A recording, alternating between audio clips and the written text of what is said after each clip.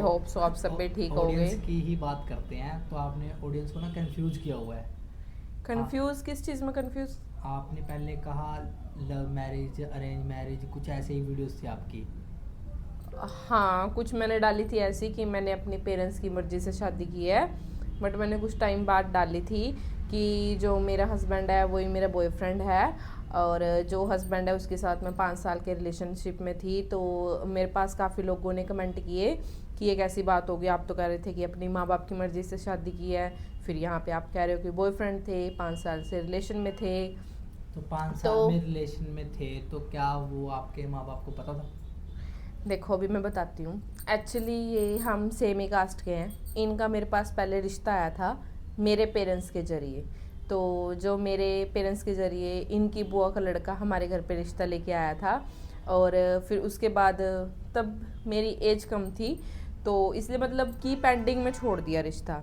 तो उसके बाद 6 महीने बाद, 1 साल बाद, तो हम किसी कारण से बात करने लगे ऐसे ही आपस में, कॉन्टैक्ट नंबर चेंज करके, लाइक फ्रेंडली, कुछ ऐसे ही। ना ये मेच्योर थे ना ही मैं मेच्योर थी। ऐसे बात करते करते एज अ फ्रेंड हमने 3-3 महीने बाद अपने घर पे बताया। आपने भी बताया था ना? आपने साथ ही बताया था। मैंने तो साथ ही बता दिया था। इन्होंने साथ ही बता दिया था, और मैंने 3 महीने बाद अपने घर पे बताया कि जिसका रिश्ता आया था, एक्चुअली पेरेंट्स सारा कुछ जानते थे।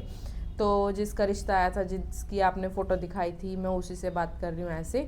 तो उनको पता था, उनकी जान पहचान में ही था। तो ठीक है, कुछ फिर रिश्ता ऐसे रहा, क्योंकि कहते हैं कि काफ़ी टाइम तक रिश्ता रखना नहीं चाहिए। रिश्ता करते ही 6 महीने बाद, 1 साल बाद शादी कर लेनी चाहिए अरेंज मैरिज में। तो हमारा ऐसा था, 1 साल तक रिश्ता चलता रहा। हमारी एज नहीं थी उस टाइम इतनी, तो फिर 1 साल तक रिश्ता चलता रहा। फिर कुछ मिसअंडरस्टैंडिंग आई फैमिलीज़ के बीच में, कुछ इशू हुए इधर उधर की बातों, या कुछ त्यौहार या कुछ मतलब ऐसी बातें लेके, जो क्या हो गया, लड़ाई होगी, और इधर से भी रिश्ते की ना होगी थी, हमारी तरफ से भी रिश्ते की ना होगी थी। तो मतलब फैमिलीज़ ने आपस में एक दूसरे को ना कर दी कि बॉन्डिंग नहीं सेट बैठ रही है। कुछ समझते होंगे कुछ लोग जिनकी अरेंज मैरिज हुई है, जिनके रिश्ते हुए हैं, क्योंकि वो ज़्यादातर फैमिलीज़ के सिर पे चलते हैं। तो ऐसे फैमिली की थोड़ी बॉन्डिंग सी सेट नहीं बैठी, किसी रीज़न के कारण आपस में खैस पैसी हुई। फिर उसके बाद हम दोनों का मतलब अटैचमेंट हो गई थी। आपको पता है 1-1.5 साल में अगर बात कर रहे हैं, तो उस टाइम की टीनेज हमारी कैसी होती है, टीनेज में ही थे दोनों। तो मतलब हमारी अटैचमेंट, मैं टीनेज में थी, आप भी टीनेज में ही थे, 20-90 के ही थे आप।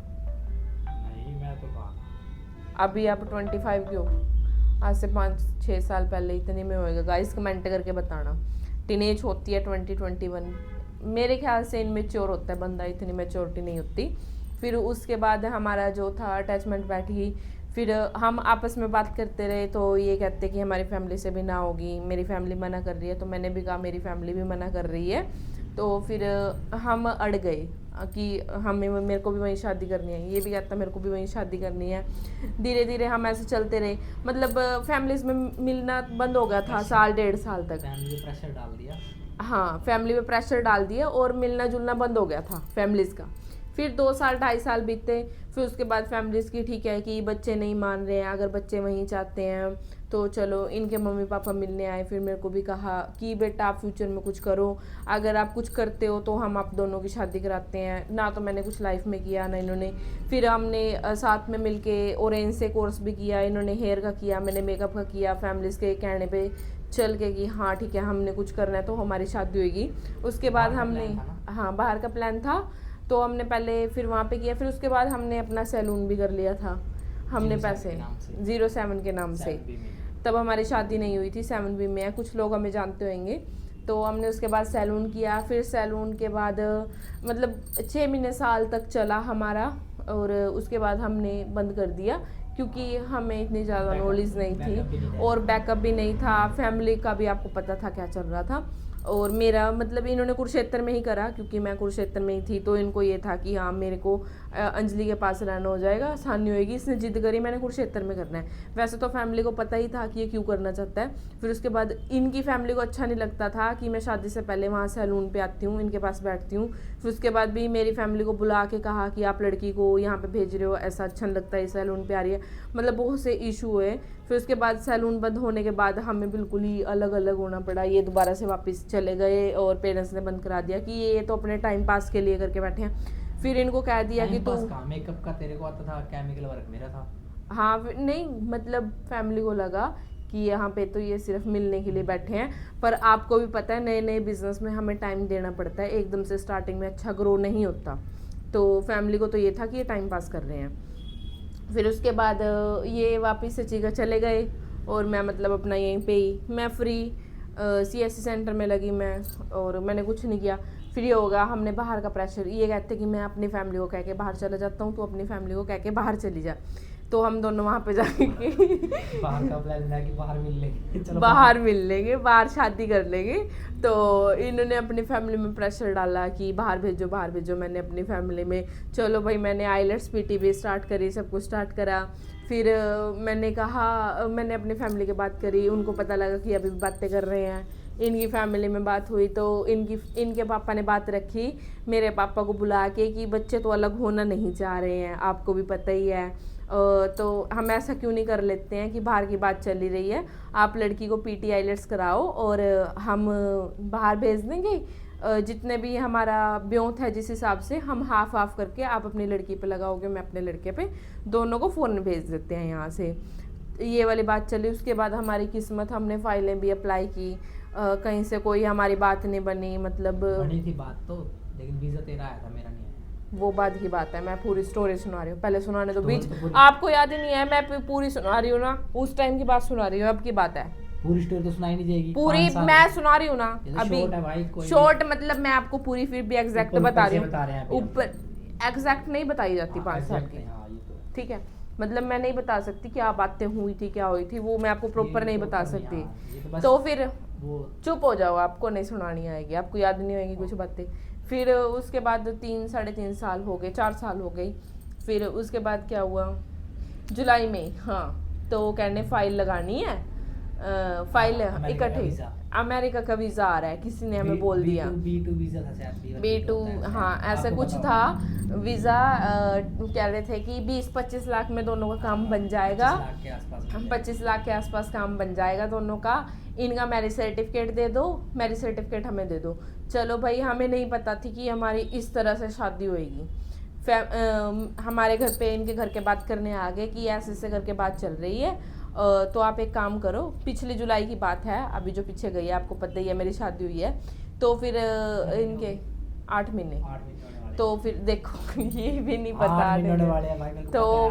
तो फिर उसके बाद जैसे जुलाई में इनके पेरेंट्स बात करने आए कि ऐसे ऐसे करके वीज़े की बात आई, तो मेरे पेरेंट्स भी कहने लगे इतने साल तो हो ही गए हैं, भी अब अलग तो होना नहीं है, चलो ठीक है कि कर लेते हैं बात। तो जाके एजेंट के पास बात बूत करी, उसने बोला कि पहले इनका मैरिज सर्टिफिकेट दो। मैरिज सर्टिफिकेट के लिए बात करी, उन्होंने कहा कि इनकी शादी की फ़ोटो दो। अभी जो वकील था बीच में हमारी मैरिज करवाने वाला, उसने बोला कि मंडे को मेरे को इनकी मैरिज की फ़ोटो चाहिए, ठीक है, मंडे को मैरिज की फ़ोटो चाहिए। सैटरडे को ये बात चल रही थी, तो सैटरडे को डिसाइड हुआ कि मंडे की शादी कर लेते हैं, मतलब ऐसे ही मैरिज सर्टिफिकेट के लिए, ठीक है। तो हमें था कि चलो हमारी वैसे मैरिज सर्टिफिकेट के लिए शादी हो रही है, कोई रिश्तेदार नहीं, किसी को नहीं। मेरे पेरेंट्स थे, इनके पेरेंट्स थे। मेरे पेरेंट्स मंदिर में लेके आ गए मंडे को, फिर तैयार करके, ठीक है। इनके पेरेंट्स इनको लेके आ गए मंदिर में पुराने कपड़े डाल के, पहले वाले नए, आपकी बहन की शादी के कपड़े थे आपके, वो नए कपड़े नहीं थे।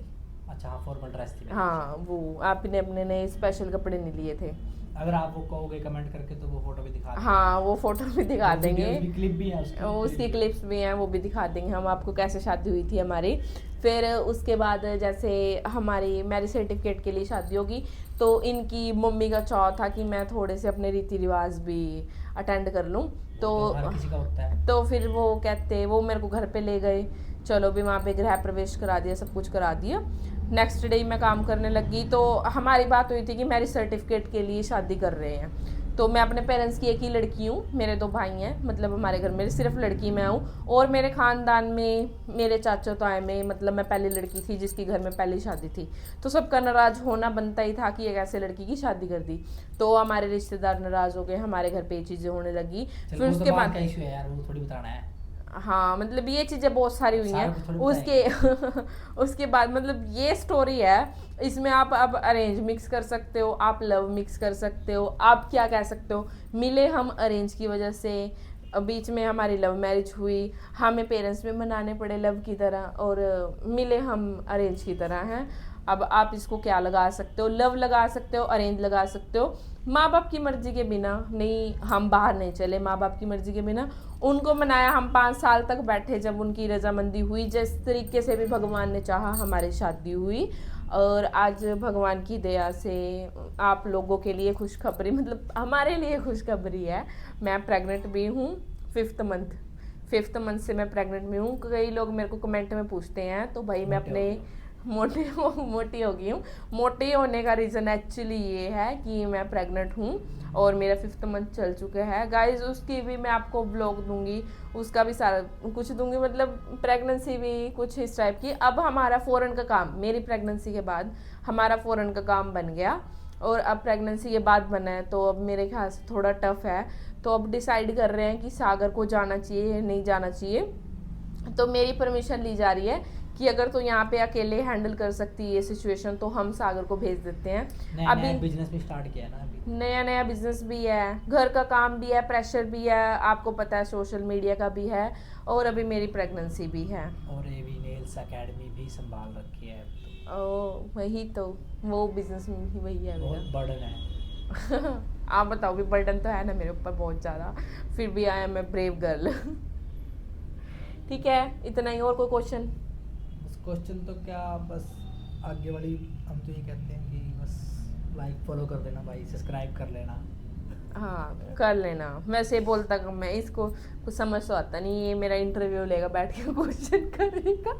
मैं अभी तक की मैं नहीं बताई आपको स्टोरी, और समझ भी मेरी आई होगी। 1 मिनट है, समझ भी मेरी आई होगी। जो भी है मेरी वजह से है, मैंने ही फॉलोवर इंक्रीज किए हुए हैं। उन्होंने मेरे को फॉलो किया है, तभी मेरे फॉलोवर इंक्रीज है। आपने फॉलो नहीं करवाए मेरे। आपको मैं देता हूँ, ये नहीं देती तो वीडियो तो मैं होती हूँ, चले तो 10 दिन वीडियो ना आए तो मैं ही बनाती हूँ। वीडियो आती है, वो सच है झूठ है?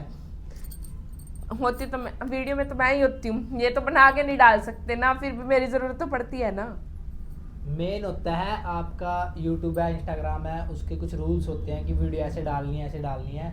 इसको कुछ नहीं पता, वो सब मुझको पता है, इसलिए कुछ आते हैं मिलने, मेडल दे दो यार, कोई मेडल सोशल मीडिया के बारे में कि कैसे इंक्रीज तो यार मेडल दे दो इसको इसको मेडल दे दो यार। और फुल्लो कार पे मेडल। तो चलो ये चलता रहेगा, आगे भी बहुत सी वीडियो आएंगी, न्यू अपडेट आती रहेंगी। व्हाट्सएप पे भी चैनल है हमने बनाया है, जाकर आप ज्वाइन कर सकते हो। चैनल जरूर सब्सक्राइब कर लेना प्लीज प्लीज प्लीज। में नीचे दिया हुआ व्हाट्सएप लिंक भी है, उसमें आप वो जाकर ज्वाइन कर लो।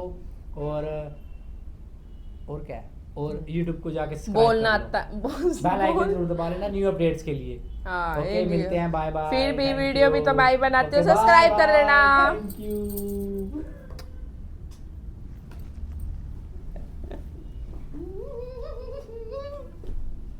ये भी पाई थी।